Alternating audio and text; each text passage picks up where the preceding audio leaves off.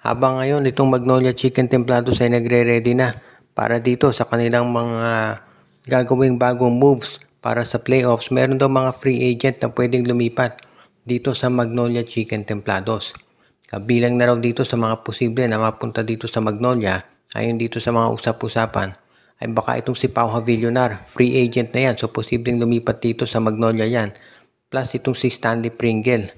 Alam natin na ang mga nabanggit na players ngayon ay dito si Pringle technically may contract pa yun dito sa Terra Firma pero pa-expire na raw. At mukhang ang mangyayari nga dyan ay ito'y hahayaan na nila na lumipat dito sa Magnolia. Samantala naman itong kay Pau Havillonar, ito'y unrestricted free agent with rights to salary ng Converge. Ibig sabihin, para may usapan itong Converge at itong si Pau Havillonar na hindi siya muna tatanggap ng offer muna sa ibang koponan. Pero yan ay parang verbal agreement lamang. Kung talagang gusto ni Pau na lumipat na sa ibang team, sa tingin ko papayag naman ang Converge. Sa totoo lang, ang daming big men ng Converge kaya nga hindi na magamit itong si Pau Havillonar. Sa tingin ko naman, kung hindi mamasamain ng Converge kung si Pau Havillonar ay makakuha ng offer mula dito sa Magnolia Chicken Templados.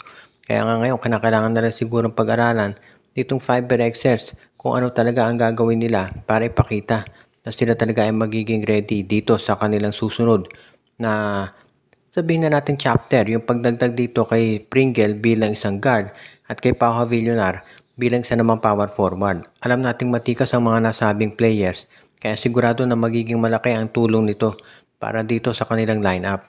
Ngayon, itong Magnolia naman nagre-ready na yan para dito sa TNT Tropang Giga. Alam nila hindi magiging madali yung labanan nila dito sa playoffs kaya masisiguro ng Magnolia na talagang palalakasin nila itong kanilang roster at kung makakagagawa nila yan sa pagkuha doon sa dalawa. Samantala naman itong NLEX Road Warriors, marami nagtatanong kung sila ba'y legitimate title contenders na.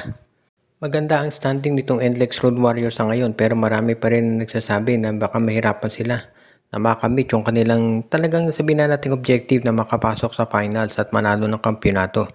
Hindi naman sikreto na yan talaga ang gustong mangyari nitong NLEX Road Warriors dahil sa totoo lang, sila na lang MVP team na hindi pa nananalo kaya kinakailangan pag-aralan talagang mabuti ng NLEX kung ito ba'y magagawa nila o hindi.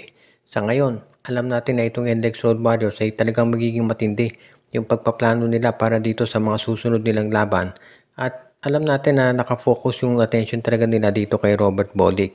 Pero gagawin daw ng NLEX ang lahat para masiguro na hindi naman sila magre-rely lamang sa iisang player at gagawin ng sabihin natin NLEX ang lahat para masiguro na magiging mas maganda ang chance nila. Kung kinakailangan nila na gumawa pa ng mga adjustments dito sa kanilang roster, ayan ang gagawin nila.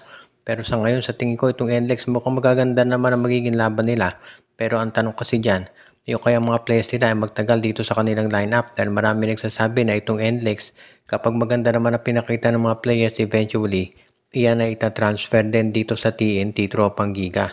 Meron nga mga nagsasabi na kung sakasakali na mahadlangan ng TNT itong Magnolia at makapasok sila sa semis at ang makaharap ay NLEX, baka bigyan daan ng NLEX itong TNT para doon sa Grand Slam bid nila. Alam naman natin na meron mga ganyang usap-usapan sa SMC Group. So hindi na rin akong magtataka kung ba't may mga ganyang spekulasyon din dito sa lineup naman ng MVP camp. Ngayon, hindi maganda yan syempre para sa NLEX. Kaya abangan na lang natin kung sakasakali. Pero ngayon, kung may trade man ng NLEX, sa tingin ko naka-on hold muna yan. Dahil nagpe-prepare sila dahil magiging mabigat yung labanan nila kontra dito sa Rain or Shine Elasto Painters.